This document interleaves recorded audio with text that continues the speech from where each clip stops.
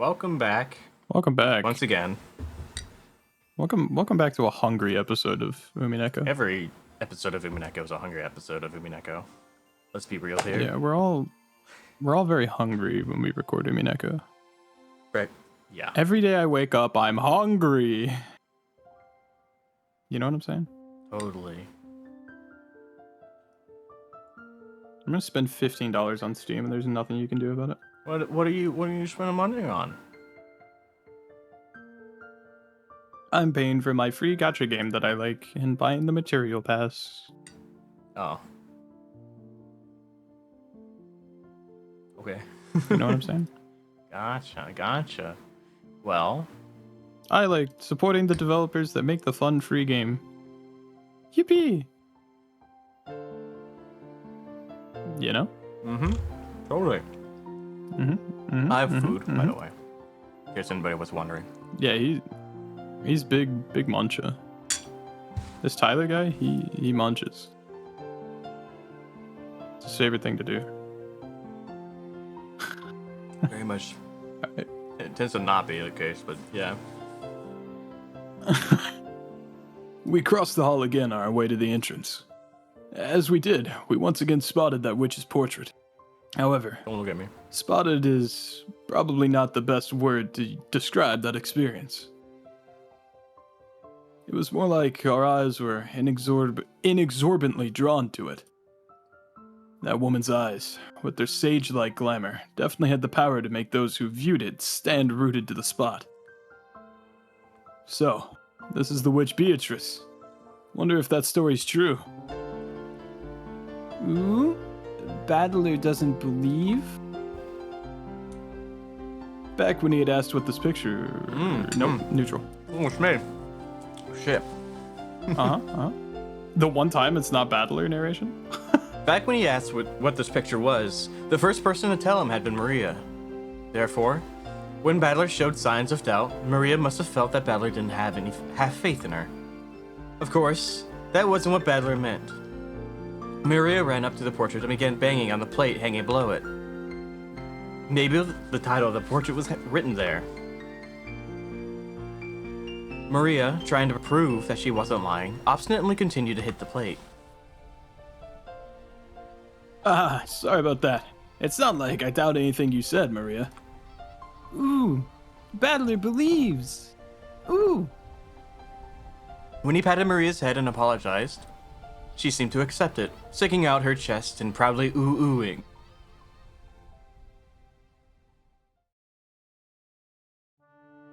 What's this? My beloved witch Beatrice. Behold the sweet fish river. What's with this weird, huge epitaph? The plate did have the title of the portrait written on it, but it was much too big to contain only that. Beneath the title was what appeared to be a long epitaph. If you just skimmed over it, several unnerving words would jump out at you. Incredible, isn't it? Grandfather had that made. Pretty deep, huh? Ooh, I know. It's the place where the gold's hidden. Wait, is that the story about the Ushiromiya family's hidden gold? Now there's another thing I can remember from long ago. Hold on, Aniki, is this for real? Grandfather had this made, but he never said anything about this picture or the epitaph. Even so, amongst the family, it is often whispered that it indicates the location of Grandfather's hidden gold, and that he will relinquish the inheritance and the gold to the person who solves the riddle. Ooh, I heard that too. Lots and lots of gold. Lots and lots of trains! Well, something like that. Something like 10 metric tons of gold bars. I think it's fake, though. Still, when you read about it in an epitaph like this, it almost seems real. I think I already explained Grandfather's upbringing, but let me also mention the Ushiromiya family's legend of the gold. Grandfather succeeded the Ushiromiya family after it was destroyed in the Great Kanto earthquake. And by successfully riding the stormy seas after the war, he managed to accumulate great wealth. That much of the story everyone knows. However, this is where the strange part begins. Part of it involves Grandfather's black magic obsession, so its credibility is extremely low, but, well, wait until the end before you doubt or make fun of it. After the war, Grandfather correctly predicted what the future would hold, and won a huge gamble, accumulating a vast store of wealth. But there's a mysterious legend about how he gained his initial funding. Grandfather came from a branch family and had no connections in the business world or the financial world. Even though he later built connections with the occupying forces, he supposedly started as a nameless person who hadn't yet gained anyone's trust. It takes trust to gather money. There's no way anyone would lend money to someone they didn't trust. How did Grandfather, who had no reputation at all, manage to obtain his first vast chunk of funds? When asked that question, Grandfather supposedly answered like this. On a certain day, I encountered the Golden Witch Beatrice. Grandfather then went on and on about his continuing research into alchemy and the techniques for summoning demons in order to become a great magician. And the entity summoned as a result of the demon calling ceremony was the Golden Witch, Beatrice. He then apparently made a contract by which he would receive a fortune and honor in exchange for his own soul. The witch then granted Grandfather 10 tons of gold. Grandfather used this gold as collateral to prepare a vast quantity of funds, which he then used to multiply his wealth many times over and revive the Ushiromiya family. It seems the story's so old that even our parents were told it when they were still children. So, back when our parents were young, they explored this island in all sorts of ways, believing that the gold Grandfather had received from the witch might be hidden somewhere. However, since there was the danger of them getting lost in the abandoned forest, Grandmother began to spread the story that the witch lived in the forest, and approaching it was forbidden. I remember that old story. When we were little, we also went all over the island searching for the treasure after our parents told us about it. Didn't we get lost in the forest once, and start crying until some of the servants found us? Our parents got so mad. Dang, that takes me back. We sure were idiots, weren't we? After all, Grandfather only bought this island after using those funds to get rich, right? That means he must have had the gold before coming here. There's no way the gold's on this island. That's not necessarily so. Maybe the gold was hidden on the island from the beginning, and he bought the whole island just to ensure that it would be his and his alone. There was a whole 10 metric tons of it, right? It seems more realistic that he tried to secure the place where it was hidden, rather than try and move it all. This epitaph was made 2 years ago, and since Grandfather wrote it himself, yeah, it does make the legend of the gold seem more believable. The so-called witch's gold that revived the Ushiromiya family weighed 10 tons. Maybe that's sleeping somewhere, ready to be turned over to whoever can solve Grandfather's riddle. Maybe that's why he did it. Huh. I guess that sounds like Grandfather's style or something. If it's true, that's pretty incredible. The epitaph carved into the plate was very mysterious, with something like a poem or a song written on it. The text was incredibly disturbing, filled with the signs of Grandfather's black magic hobby, and its contents were truly in bad taste. But it could definitely be viewed as a puzzle, which, if solved, might lead to the hidden gold. Whether that's what he intended or not, I can't even imagine what his true motive might have been. All we know for sure is that Grandfather put this shady epitaph here, so that everyone in the family could see it. We also know that he's hinted at the existence of the gold, without ever talking about where it might be hidden. At least so far. These facts that were embellished by the imaginations of our parents who were convinced that grandfather was challenging us to a battle of wits. Sounds just like my dad. So greedy that he'd take something like this so seriously. He may laugh at grandfather's black magic obsession, but he'd still believe this story about the hidden gold. It just sounds so good. Well, it certainly is not a realistic story. At that time, when grandfather was still nameless and had no connections, there was no way anyone would just lend him a massive quantity of gold bars for free. If such a person actually did exist, it's not unthinkable that grandfather would call such a sponsor a witch. Oh yeah, but it's 10 tons. 10 tons. If you cash that in, how much would it come to? I mean, it'd have to be a ridiculous amount, right? It certainly would be a ridiculous amount. They say that the total amount of gold mined by humankind since the dawn of history is 100 metric tons at most. 1/10,000th of all the gold humankind has obtained throughout history.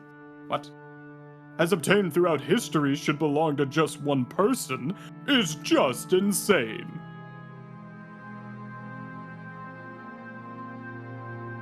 On top of that, this witch supposedly had all this gold collected in one place, and was able to lend it to grandfather just like that. We're not talking about any ordinary person. Well, to me, that 10 tons number seems pretty fishy. After all, no one's actually seen it except grandfather, right? Even if we assume that some generous witch existed and lent him some gold, maybe it was closer to 10 kilograms than 10 tons. Even 10 kilograms would be an incredible sum, right? Pretty incredible sum. Ooh, 10 kilograms of gold is how much? Maria, who wasn't following the story and felt like she was being spoken to in riddles, finally found a place where she could ask a question. It was a question I also wanted answered right then. Whether it was 10 kilograms or 10 tons, it still felt like a huge amount, but I had no idea exactly how huge. George Aniki folded his arms and tried to remember the market price of gold.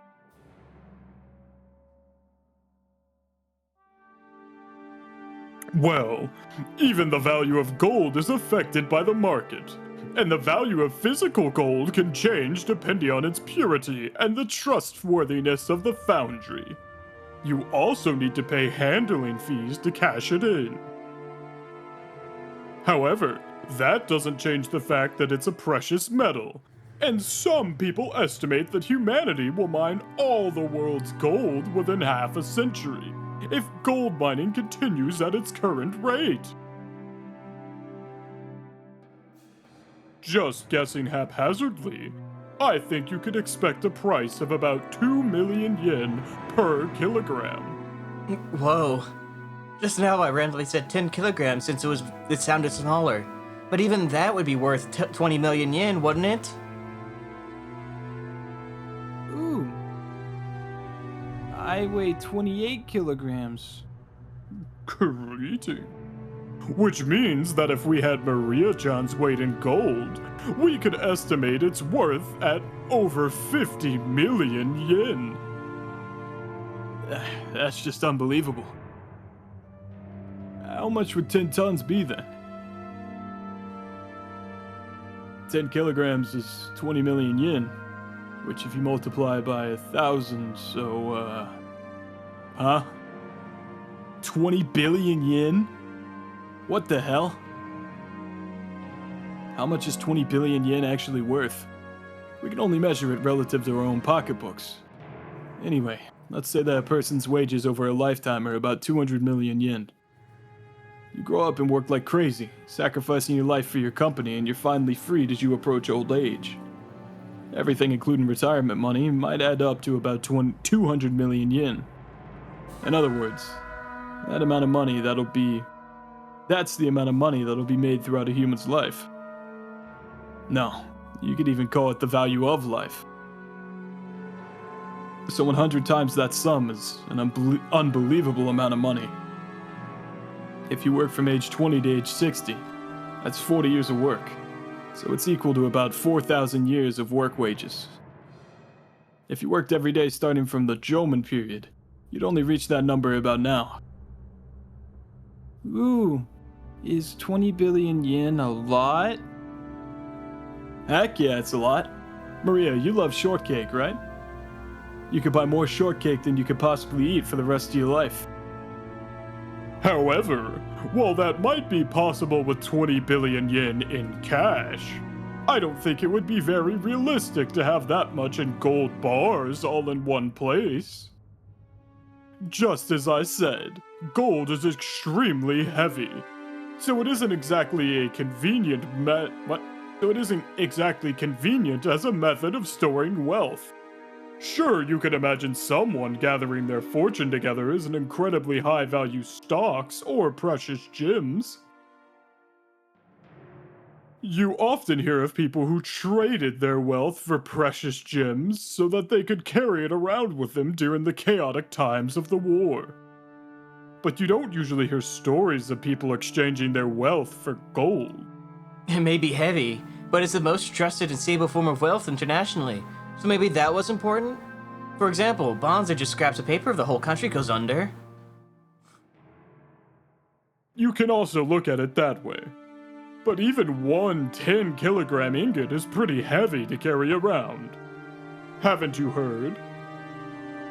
A 50-kilogram person can't carry a 50-kilogram bag on their shoulders. With that many gold bars, the amount of labor and risk for one person would be hard to calculate.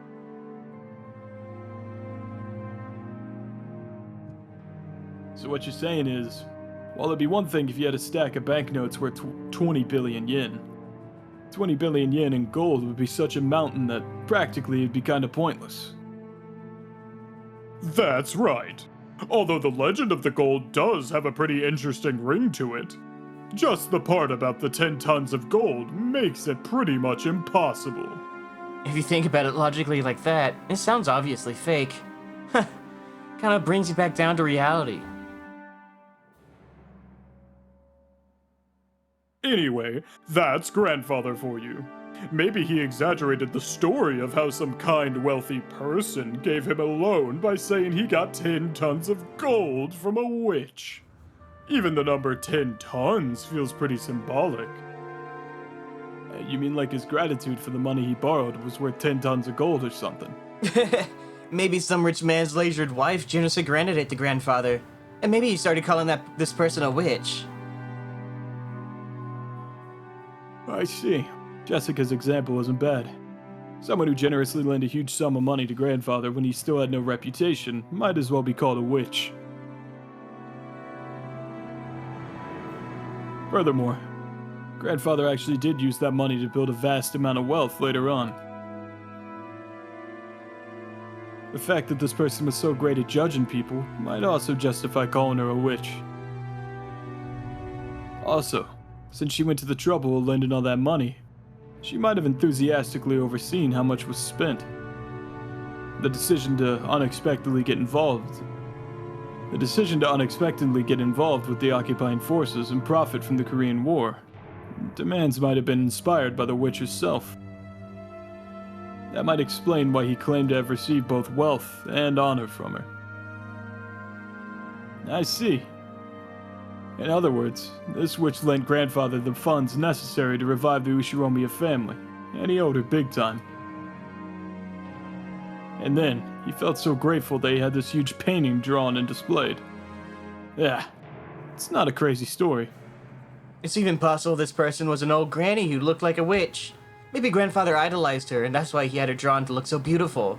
I bet if we ever did meet this person, she wouldn't be nearly this pretty. That's possible. The name Beatrice sounds pretty Western. And if you think about it, how everyone in our family has Western names. Maybe even the name Beatrice is the result of grandfather trying to rearrange some Japanese person's name to make it sound Western.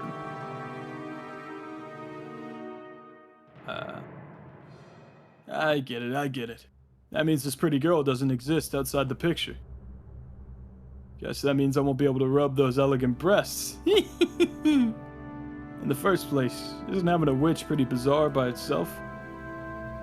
Like you can find something like that anywhere on Earth. I laughed and made fun of the witch, trying to distinguish myself from the kid I was 6 years ago, who feared the witch of the forest. When Maria tugged on my sleeve, I could tell by how hard she pulled that she was a bit upset. What is it, Maria? Ooh, Beatrice exists! Maria stared up at me. She had her usual sour look, but I could tell she was angry by the color of her eyes.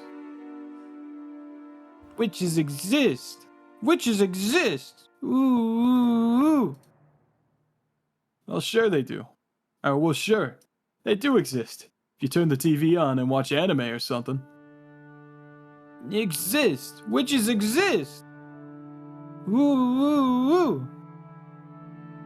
I started getting impatient, not knowing why Maria was jumping on me like this. Then, Jessica tapped me on the shoulder and whispered, Dumbass, you're smashing a kid's dream. Maria really believes things like witches and Beatrice exist. Come to think of it, Maria-chan, in social studies at your school, when you were asked to write what you wanted to be when you grow up, you wrote a witch, didn't you? Maria nodded seriously. Tears started to run from the corner of her eyes. I see. To a girl who wants to become a witch in the future. The existence of Beatrice was proof that witches do exist in this world. And was therefore an image she yearned after and admired. Exist! Witches exist!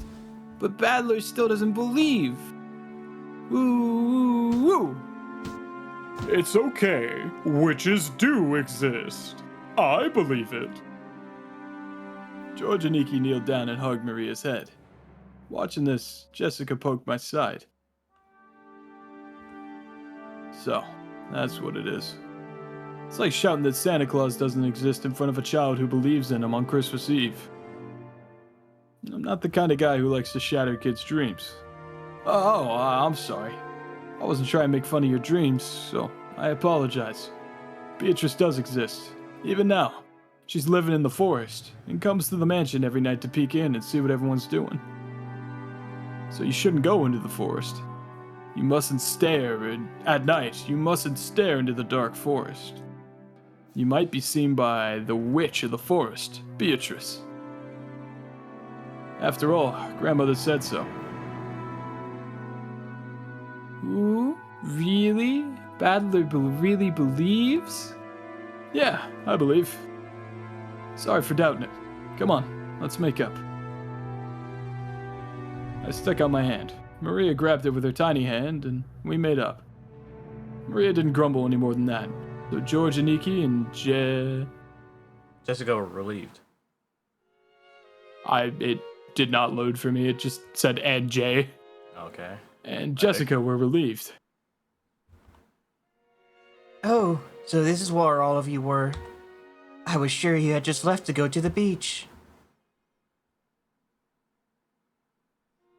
Shannon-chan, carrying a basket, was surprised to find us all gathered in front of the portrait. Ah, Shannon.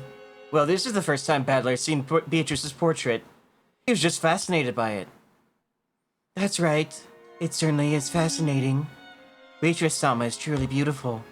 I'm sure that she captivated the master. In addition to the patron theory, there's also a theory that she was grandfather's first love. Either way, although it's been several decades since he met her, even now she holds a special place in his heart. Which must mean that he's still captivated by her. Sheesh. That must have made grandmother pretty jealous, huh? I'm not really sure. but that might actually be true. Apparently, grandmother believed he was cheating on her with some blonde. Ooh, good smell. Good smell coming from Shannon. Maria, sniffing, approached the basket Shannon-chan was holding with interest. After hearing that, I noticed a fragrant scent with a touch of vanilla. I apologize. I was told by Kumasawa-san to bring them to everyone. What is it, I wonder? Oh, excellent. Cookies.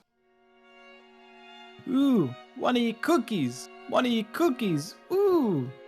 Please, eat as much as you would like. But, Would it be appropriate to serve cookies in a place like this, in front of the portrait? Shannon-chan sent us glances that seemed to ask what we wanted to do about it. Well, yeah, guess eating here would be bad manners, generally speaking. Maria, why don't we eat someplace else? Let's put the cookies in a bento and have a picnic. Ooh. Have a picnic. Have a picnic. If we can eat cookies, let's go. Yeah, let's go get some fresh air. We shouldn't stuff ourselves right in front of the witch. That's right. Didn't we say that we wanted to go down to the beach in the first place? Let's go, let's go. Shannon-chan. Sorry, but could I ask you to get us a blanket to sit on and some flasks of tea? Right. Certainly. Shannon-chan received her instructions and gracefully bowed before retracing her steps. We headed for the beach on our own. Everyone headed for the entrance in a group. Feeling as though that witch was staring down at our backs, I turned around once more. Ooh. Battler, you still don't believe? No, I believe. It'd be so much cooler that way. The Golden Witch Beatrice gave grandfather 10 tons of gold. And that gold might be sleeping around here somewhere. Besides, didn't grandfather write that strange epitaph as though challenging us to find it if we can? I'd say that kind of adventurous story's way better. 20 billion yen worth of gold, huh? Even if we split it up between the four of us, that's still a ridiculous amount of money. 5 billion yen for each of us. Incredible! With that kind of money, you could probably make any sort of business prosper. In fact, we could live our whole lives fabulously without working at all. Ooh. I don't want 5 billion yen. I want cookies. Cookies. Maria would take cookies over money. Still, 5 billion yen. That's like a dream.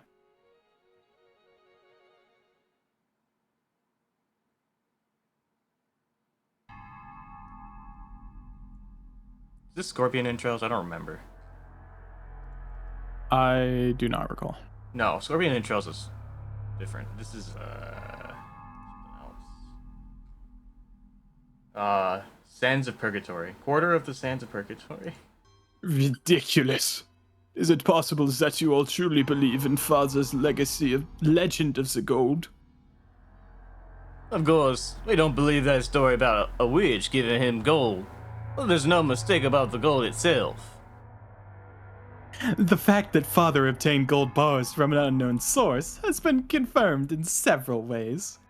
We've heard that, before the president of the Maruso company died, Father showed him a large pile of gold somewhere. Father used that man's claim as proof that there were 10 tons worth. That's just the nonsense of a senile old man. Along with Faja, he was just fabricating a story. You can't take it seriously. If that gold didn't exist, you wouldn't have been able to gather so much funding. Before the president died, he was a person with such a sincere personality that he earned the respect of many in the business world. He wouldn't have become a partner to such fraud. Aniki, the president of Maruso, definitely saw it. 10 tons of it, clearly with his own eyes. Even more, Dad let the president take one ingot at random and have it examined. The results of the examination showed that the 10-kilogram ingot was 99.99% pure. He said the Ushimiya family crest, the one-winged eagle, was imprinted on it. Almost instantly, the Ushiromiya legend of the gold spread amongst the fixers of the business world.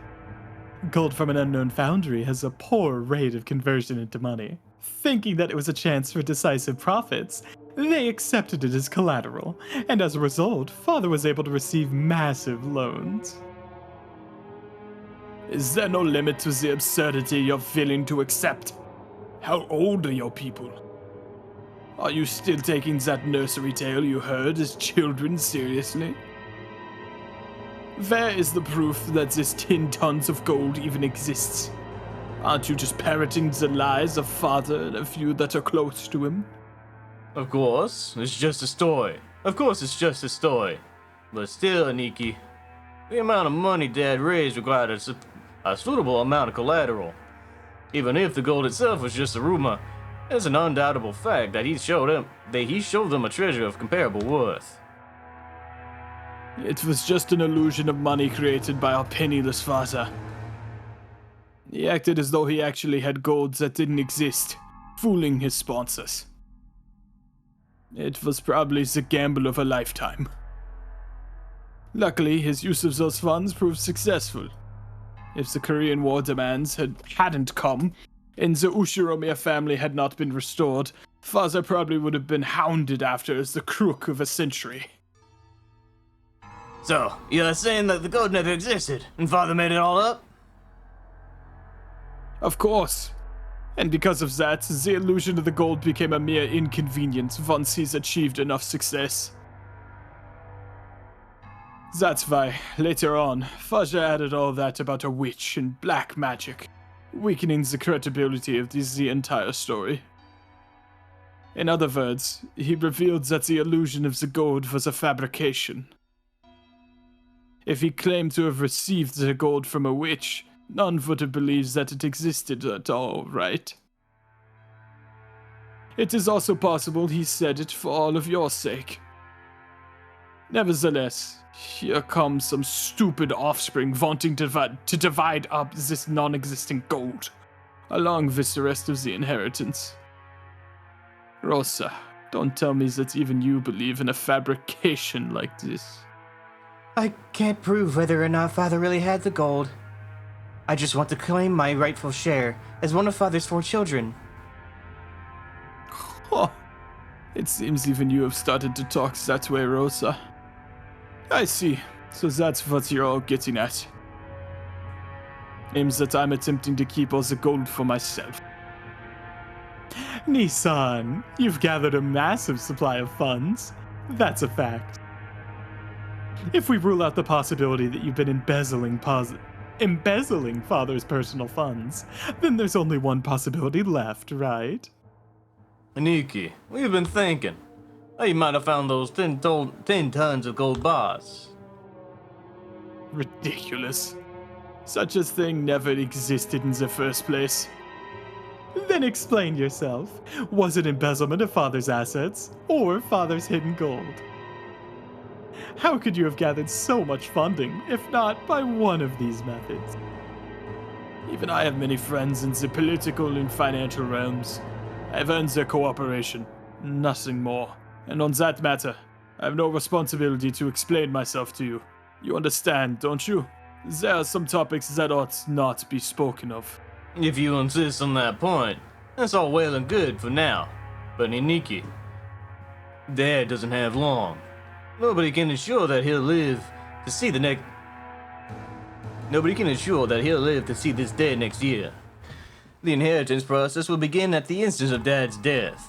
We'll arrange for lawyers and accountants who are impartial to all of us and have them inspect Dad's financial situation. At that time, if it comes to light you've unjustly interfered with Father's money, you understand, right? I don't have a clue what you're talking about. You're starting to make me feel as indignant as my wife was. Of course, Father's gold is part of Father's fortune. We understand it's money you can't reveal openly, but the 4 siblings should have equal right to it.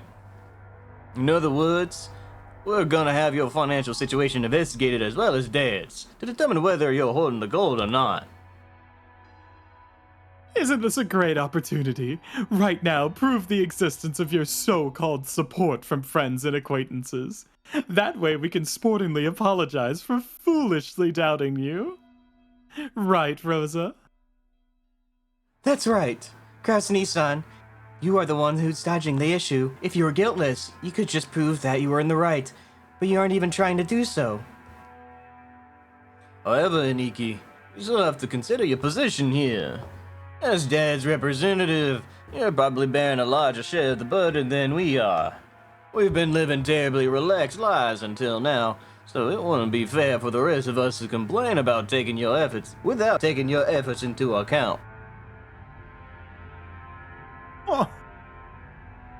It seems that you cannot make up your mind whether to flatter me or slander me.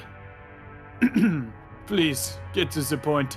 Basically, randomly investigating nitpicky aspects of Father's wealth seems like a pretty crude way to go about it. As you said, Krasny-san, there may have been movements of money that are difficult to explain. We've come to consult with you today while we're fully aware of that point. Both sides stand to gain from talking about this now. A consultation. Oh. When the inheritance is divided, you'll be rewarded for your years of hard work taking care of Dad and by an agreement that's generous in your favor. Don't misunderstand us, Nishan. We aren't saying that we'll abandon our rights. But when we make our claim for what we deserve, we might as well offer a generous understanding for your position. That's what we mean. In other words, if you accept our conditions, when the inheritance is divided, we'll leave the investigation of Father's financial situation up to you, Krasny-san. All of the siblings, from Ava downward, suspected that Kraus was trying to steal their father's wealth. So, letting Kraus report the state of that wealth was extremely contradictory and a huge concession. If, as they claimed, Kraus was actually embezzling money, Kraus would be able to hide that fact. Besides which, it'd be impossible for him to control the distribution of the inheritance in a manner favorable to himself. Kraus, realizing that this sounded too good to be true, couldn't help but feel suspicious. He couldn't help but worry about what they'd ask for in exchange. Oh, after mistrusting me completely, you now say that you're willing to restore your confidence in me as the eldest sibling?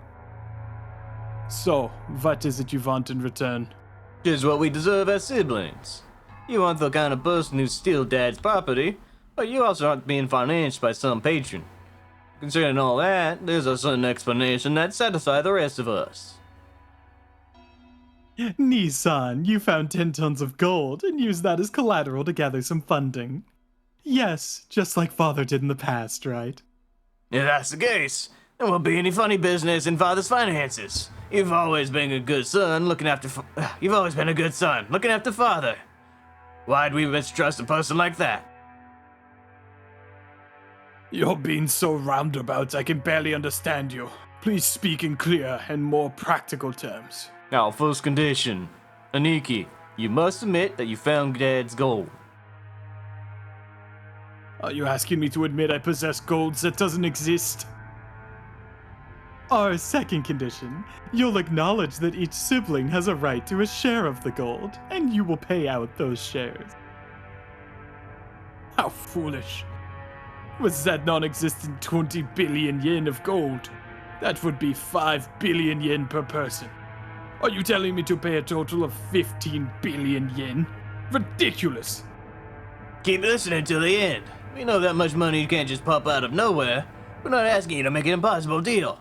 Of course, regarding the portions of the gold, we plan to reward you plenty for your hard work until now. Our third condition, the portion of the gold to the one bearing the title of successor to the Ushiromiya head family will be 50%. The remainder will be considered the fair share of the siblings and divided up. Of course, this also includes you, Kraus Nissan. Of the 20 billion, 12.5 billion would go to Aniki. 2.5 billion would go to Ava Nason. 2.5 billion would go to me. And 2.5 will go to Rosa. That division scheme makes me so grateful I could cry. So you're saying, for the sake of the gold that doesn't exist, I must pay you 7.5 billion yen? What's wrong, Nissan? Your share is 5 times the size of ours. These are such good terms, I'd be jumping for joy.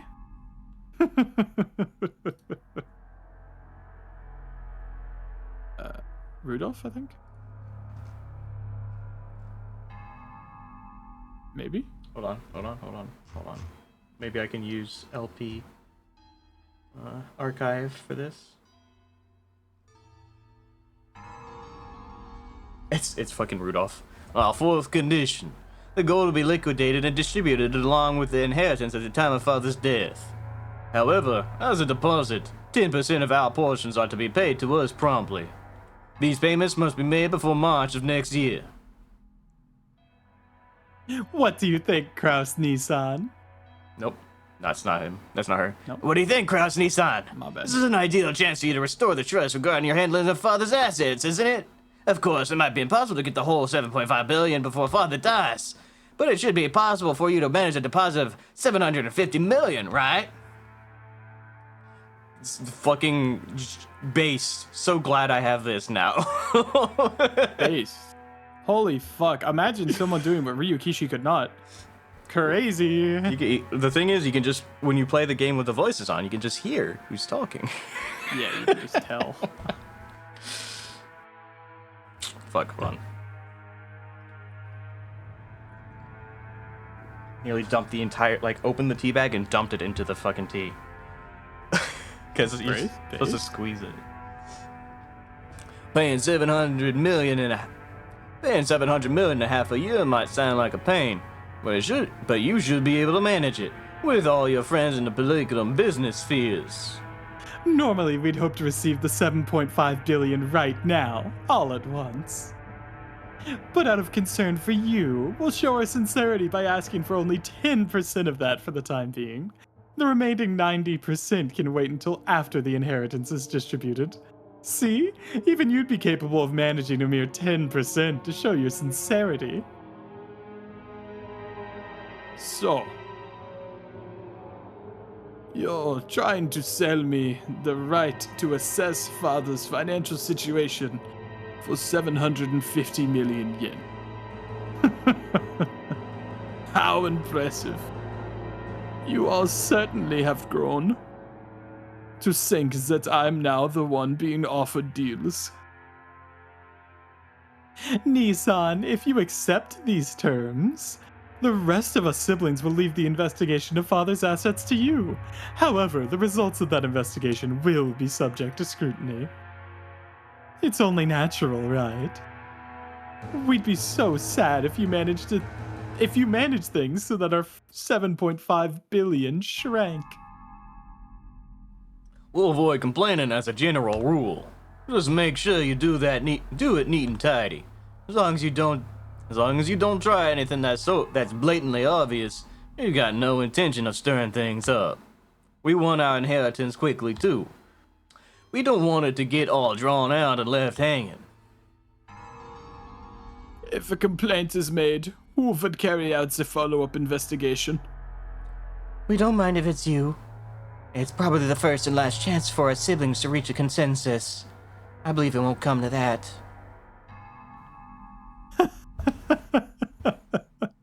Looks like even you can speak up now and then, Rosa.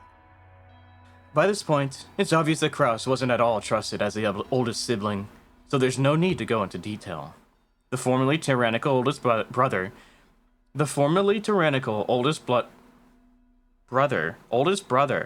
had always abused his privileges and violated the other siblings' shares. It was in response to this that the other three, now adults, were finally teaming up and striking back for the first time. Sorry, but there's more. Our fifth condition. This decision must take precedence over father's will. Later on, we don't want some will to appear and make this decision completely irrelevant. I see that you're very cautious. Then let me ask, if the gold really were found, what would you do? Since you'll be making payments to us for what the gold's worth, the rest of us really don't care if we ever see the gold or not. You can think of our share as an advance payment. It's good to have dreams, isn't it? You plan to turn this island into a resort, right? You might stumble upon the gold by chance during construction. Ava let out a high-pitched laugh. Kraus watched, but didn't even flinch. Let me add a seventh condition before I accept. In the situations that any Sibling? sibling other than me, Myself. other than myself, finds the gold, they will immediately turn it over to me. Yes, of course. We'll hold on to it for you. It was a play on words. Of course, the others, who were forcing Kraus to pay money for some non-existent gold, wouldn't save Kraus's fortune if they actually found it. From the beginning, this deal had been nothing more than a threat directed at Kraus. Regardless of the actual facts, it was still extremely likely that Kraus was embezzling his father's assets. When Kenzo faced death at last, and had his inheritance distributed, some unpleasant facts would surely come to light. That would easily become fatal to Kraus. The others had spotted this weak point and were threatening their brother under the veil of compromise, trying to wring a huge sum of money out of him. However, they had forgotten one thing. They'd forgotten that their brother's brain moved so swiftly, at least when it came to cunning and guile, that they'd been forced to band together to combat him. While Ava couldn't stop smiling, sure of her victory, Kraus let out a gloating laugh to show how relaxed he was. This all makes for such a touching story. My estrangement from you all has left a deep pain in my heart.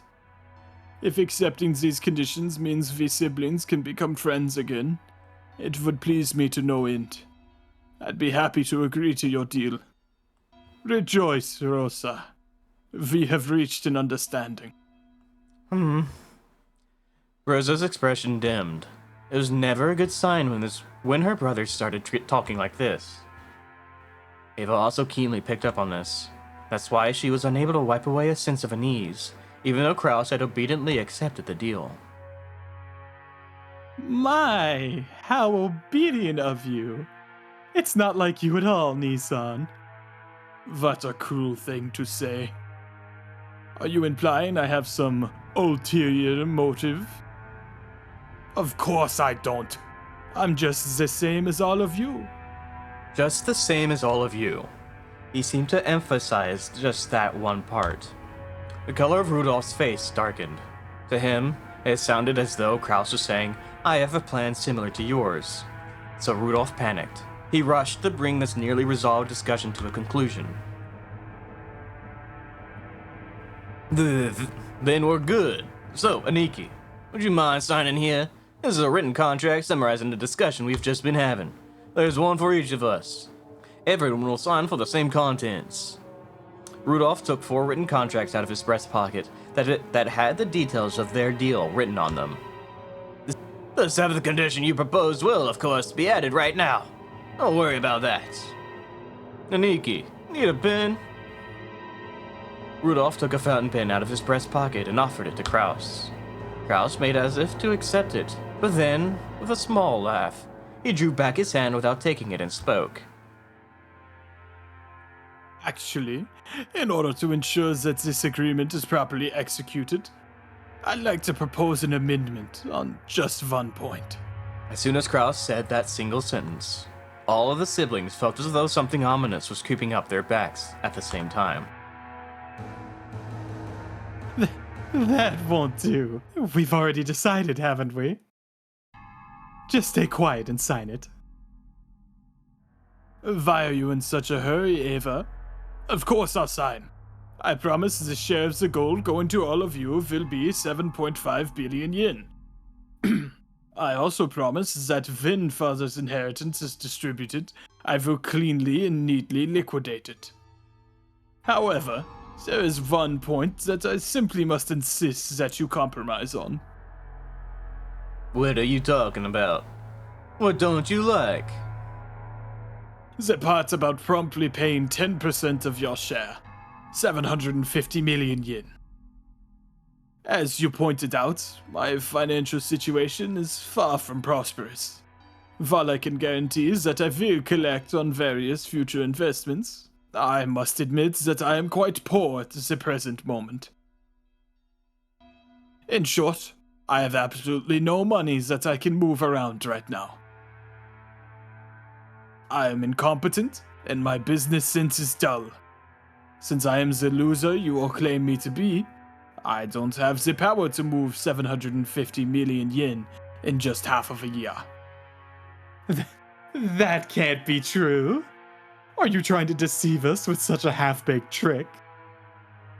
At the time of the division of the inheritance, I will liquidate everything at once. Removes the condition I must pay you 10% in advance. That is the only condition under which I am willing to sign. Krasny-san, that 10% is nothing more than a number to measure your sincerity, isn't it? All these things being equal, you shouldn't have any room to negotiate at all. We're doing you a huge favor by offering to let things slide for just 10% in good faith money. Just 10% in good faith money. Now that we've explained that, you rejecting our offer would seriously damage our trust and relationship, right? Hideyoshi had a humble expression on his face and was rubbing his hands together, but his eyes weren't calm at all. Kraus had already seen through to the shadow in the depths of those eyes. Why are you all in such a rush? Or could it be that you're afraid of something? Rosa, won't you tell me alone? Secretly, so the rest of the siblings can't hear. It's not as though I... Quit it, Niki. Quit it, Niki. Well, all we're asking is whether you're gonna sign or not. Just forget about making any strange deals or any other suspicious moves. Oh? You say I have no room to negotiate? Are you trying to claim that I am in a weak position? Which therefore puts us in an unequal relationship? Shivers began to crawl up Rudolph's back. He began to feel himself getting overwhelmed by the height of his brother's completely insurmountable wall, and a long shadow that existed since they were children. Shouldn't deals be made between those on even footing? From my perspective, this deal will help restore the long-lost trust of my younger siblings, and deepen the love between us. It's an old problem that's been eating at me, and one I would prefer to resolve as soon as possible. I would be overjoyed if we could resolve it today. However, it seems I'm not the only one who'd be quite glad to close this deal quickly. Am I wrong? Kraus stared at each of his siblings. They avoided his gaze with animal-like instinct. Only Hideyoshi was slow in avoiding it. So, he was caught by Kraus's gaze. Hideyoshi-san, I hear your company has been doing extremely well lately. At a brisk pace, it went public, and both its track records and its stock price have soared. I am truly jealous. We aren't here to talk about my husband. However, it is unfortunate that you have neglected your stockholders. It's even more unfortunate that you were unable to solidify your base when you became stock listed. Before you realized it, some bad-natured colleagues of yours had bought up a huge share of your company's stock, right? How could you know about that? It's the same way you knew about me. If it's possible to collect evidence proving that no one would offer a loan to me, then it's possible for me to collect evidence on you. Is it really so unexpected as that? Kraus grinned broadly. In contrast, Hideyoshi's face was rapidly turning pale. Hideyoshi's company was a restaurant chain management company that he started from nothing. Thanks to Hideyoshi's management efforts, the company had achieved success repeatedly, expanding its range, and a petition to make it a stock-listed company had recently succeeded. The greatest advantage of being in the stock holding system is that you can sell stock certificates and gain a large amount of financing. That amount tends to be far greater than a business's normal process.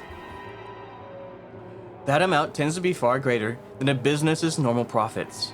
So, this is an extremely effective way to gather massive funds to expand a business even further. However, in exchange for financing the company, the stockholders gain certain rights. They're given rights that allow them to observe and guide the company they've invested in, leading to profits even greater than their original investments.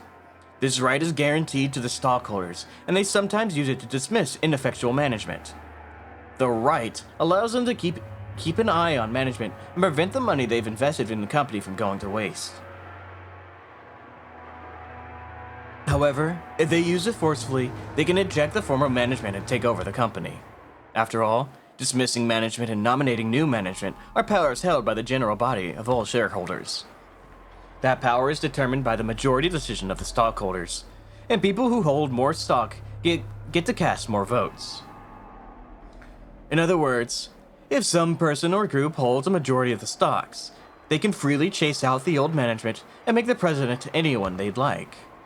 If they want, it's also possible for them to make themselves president. Most companies take various defensive measures to stop malicious people from buying up their stock and threatening their position, like ensuring that lots of stock is bought by those close to them, such as company employees. However, Hideyoshi's company had only recently become stock listed, and he hadn't had time to strengthen those defensive measures. Or maybe Hideyoshi was so engrossed in the management of his company that he couldn't properly understand the dangers of being stock listed. It's hard to say whether he should be viewed as a kind-hearted manager immersed in the work of management, or a foolish manager who had his feet swept out from under him. In other words, there existed some people who wouldn't let him get away with that naivety and unscathed. They began repeatedly buying up stock in Hideyoshi's company, rapidly gaining such strength that they couldn't be ignored. They then sent anonymous documents to the shareholders in an attempt to gain control of a majority. The documents read, "The current management continues to make pointless investments and has ignored the needs of the stockholders. Let us force the current management to retire, cut the current wasted investments, and let this company be born again as one that gives more back to the stockholders." It's very difficult to make the actual state of company's management known. The fruits of Hideyoshi's sleepless nights and constant concern for his company were cruelly distorted, and he lost the trust of his stockholders. Thanks to these efforts, this group had almost collected a majority of the company's stock. At that point, even Hideyoshi noticed and started to buy back the stock. But his stockholders realized that the company was undergoing an acquisition maneuver, and each demanded a ridiculous price for the shares that Hideyoshi was trying to buy back. They continually tortured Hideyoshi, who had no leeway in the negotiation of the price. One of the certainties of capitalism is that the price will rise when two parties vie for the same thing. And one of the certainties of democracy is that the majority controls everything. So in the end, whoever manages to buy up the most stock wins. Put another way, whoever has the most money wins. Unless Hideyoshi could obtain a large sum of money at this critical time, he could easily lose all he had built so far. Therefore, more than anything else, he wanted a lot of money right now. He couldn't wait for the division of Kenzo's inheritance, since no one knew when he would die. And you, Rudolph, have been in quite a lot of trouble lately too, haven't you? You always hear people say it's terrifying overseas, but it seems it really is true. American trials are settled quite emotionally, as they never hand down generous judgments to foreigners. Weren't you advised by your lawyers that making a settlement with the other party would be more economical in the long run? What's this all about? Ooh, well, it's just some trouble from work. No big deal. Nothing you can't settle with money. Kyrie immediately guessed the meaning behind the subtle expression on Rudolph's face. Her husband had gotten wrapped in some kind of trouble without her knowledge, and had been worrying over it alone. That's right. In this world, anything can be settled with money. After all, it can even buy back the broken bonds between siblings. America is very fussy about the violation of rights. But with money, anything can be settled. Long live capitalism. Though rumor has it that the settlement money could be as high as several $1 million.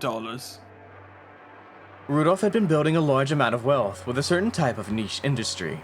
However, a niche is a niche. It definitely wasn't a business exposed to the light of day. An American corporate giant was trying to accuse Rudolph's company of violating their rights. For various reasons, it was thought that victory for Rudolph in this trial would be extremely unlikely, and he was being forced into an all-out surrender. But even so, there was a way for this to be resolved with money. If he could just pay that money, it might still be painful, but he'd be able to pick himself back up. But if he didn't pay, he'd lose everything. Therefore, more than anything else, he wanted a lot of money right now. Rosa, you're a good and noble little sister. You wouldn't get yourself involved in a dangerous money game. However, your softened nature has brought you trouble, hasn't it? In my opinion, becoming a co-signer for anything isn't something one should enter into lightly. That's none of your business, Kraus Nissan. Rosa uncharacteristically laid bare her emotions and yelled. After all, no one was supposed to know about that. As Kraus watched, he let slip a muffled laugh.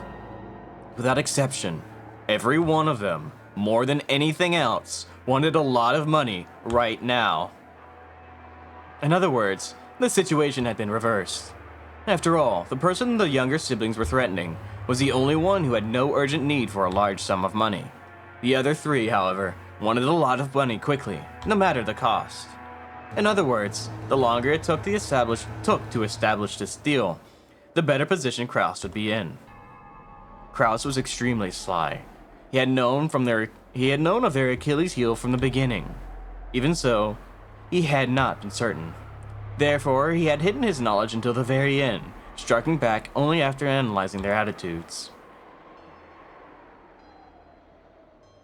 If it were possible, I would like nothing more than to raise some money for my adorable siblings in their time of need. But unfortunately, I have nothing on hand. If you know of any sponsors that might be able to raise a whole 250 million, What? I suggest you try What? there first. Try again? Fuck, 750 million. I suggest you try there first. Kraus's elated words were so obviously detached from what he actually felt. The other siblings could do nothing more than listen, grinding their teeth. If they could think of a sponsor that convenient, they wouldn't have kept up the charade. Charade? They wouldn't have kept up the charade. They had entered this huge battle specifically because they had exhausted all other options. However, if you do insist on relying on your big brother, I wouldn't mind using my influence to help you find such a sponsor. Oh wait, I do believe you said that I have no influence. Well then, I'm afraid I won't be much help to you. Kraus's low, gloating laugh began to fill the parlor. The younger siblings, who had been driving the oldest brother into a corner until a moment ago, could do nothing more than grimace and grind their teeth. Ava!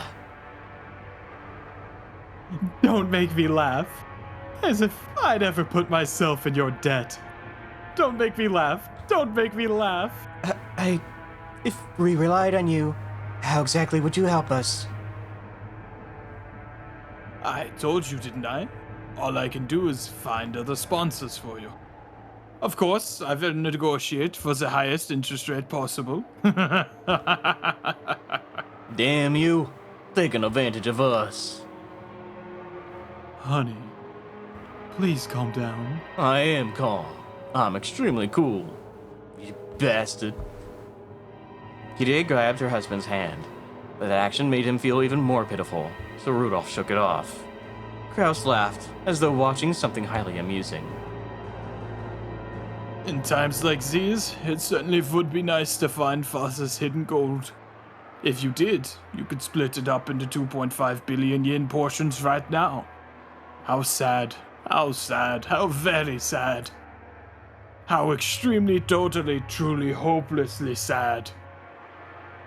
Tonight, let us all drink together, as we solve the riddle of Beatrice's epitaph and discover the location of Father's hidden gold.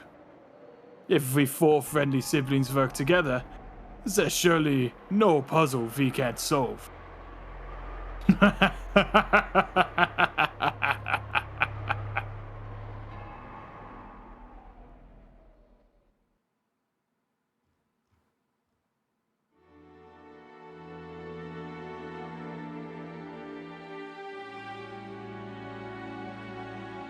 Kinzo. Enzo. Boy. We love Kenzo. You know? Yeah. Alright. Yeah. Psych myself up for Kenzo, you know what I'm saying? Kinzo, fucking voicing Kinzo would be the psych up for me, bro. You know what I mean? Well, it's once I get into Kenzo, it goes. But I just have to. Whew. Quite an entertaining scheme. Well then, what are the conditions they've attached? Canon. Well, whether or not Kraus-sama actually discovers the gold. Oh, I'm German. Oops. Well, whether or not Kraus-sama actually discovers the gold, he'll pay Eva-sama, Rudolph-sama, and Rosa-sama a total of 7.5 billion yen for their shares. However, 10% of that price will be paid before March. Grouse, you dunce! To think he would have his feet swept out from under him by his younger siblings. How truly amusing. But it sounds as though they've tripped when going in for the kill, yes? Yes. Kraus-sama exposed the fact that Eva-sama and the younger siblings all have an urgent need to get money. Is there even any need to expose such obvious facts? That irresolute, incompetent man. What are they doing now? That conversation has been put on hold for the time being. Now, Beatrice-sama's epitaph is being discussed. So, they're trying to solve the riddle and find out where my gold is hidden? Yes. Kinzo set down his spectacles and snorted. Will the miracle be fulfilled first, or will those fools expose the gold first? What a show this will be. At the very moment those fools solve my puzzle, I will suffer utter defeat. They could suck my corpse down to the last fragment of bone. The greed of fools can allow great magic to bring forth a miracle. And yet, if the fulfillment of the miracle comes first, if it comes first, Beatrice will be resurrected again. The smile I have been chasing half my life will be restored. Oh, Beatrice, soon will come the sacred night, when we shall bet upon a miracle, and the game of demons shall begin. I will surely prove triumphant and survive. I will let you have the lives of all those others. I don't need wealth, or honor, or assets, or gold, or anything. All I want is to see your smile one last time. Kenzo choked, apparently in great pain. Kanon got closer and tried to pat his master's back, but Kenzo motioned for him to stop. You know why I went to the trouble of exposing the hidden location of the gold, in a place that everyone can see? No. It is because my magical power is determined by risk. If the number of people who try to discover Beatrice's gold is great, and the danger of them succeeding is great as well, then the power of magic will bring about a grand miracle if we succeed despite the odds. In other words, magic is a game. It is not the case that one who performs the best becomes the victor. The victor performs the best because he has been granted magic. Do you see? It is similar to how the miracle of life can be granted only after winning against the divine odds of several 100 million to 1. Is that a little difficult for you? My apology. That's fine. It all comes down to this. I will give all that I have built up to the ones who solved the mystery of Beatrice's epitaph. Wealth, honor, gold, and the inheritance of the Ushiromiya family. Everything that I have established. My children certainly aren't the only ones with the right to attempt to solve this riddle. Anyone who solves the riddle will have the rights to gain everything. Even you. Yes. However, yes. However, I couldn't possibly understand such a difficult riddle. Of course, I made it difficult. But you must try to solve it as well. That will form the seeds that summons the miracle by magic. If everyone attempts it and everyone fails, that will be that. However, if the miracle comes together and gives birth to magical power, it will happen. Beatrice will revive. That's why you must attempt it too. Everyone must attempt it. And in doing so, they will give strength to my magic. Do you understand? Yes, I will try.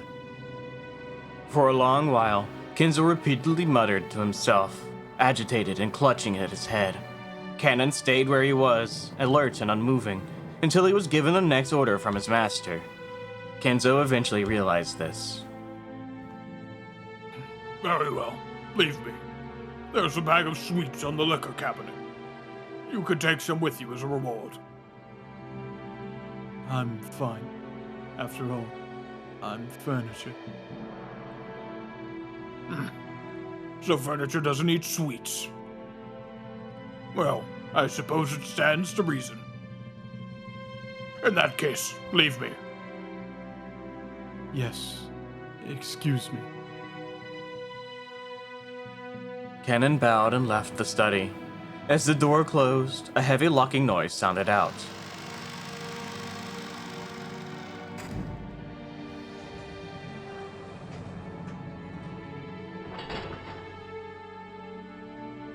But it was not the sound of Cannon locking the door. It was the door locking automatically. No one could enter without Kinzo's permission, and once they left, they could not enter again. It was a mechanism that Kinzo, unable to trust his blood relatives, had created to seal himself up in his own study and isolate himself from the outside world. He was already unable to trust anyone, excepting not the children who shared his blood, but those servants who called themselves furniture.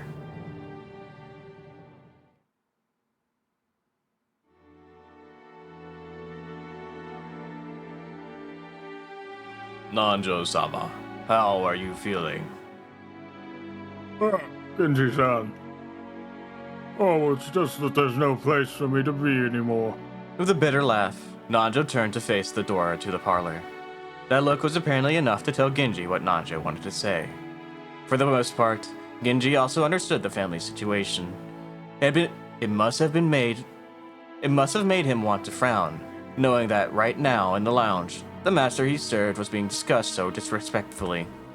But it would have been very difficult to gather that from his indifferent expression. Still, I don't understand. Why did Kinzo-san have something so provocative written, I wonder? Nanjo looked at the portrait of Beatrice. No, he actually directed his gaze beneath the portrait, at the plate with the epitaph. I do not presume to understand the master's thoughts. However, I am sure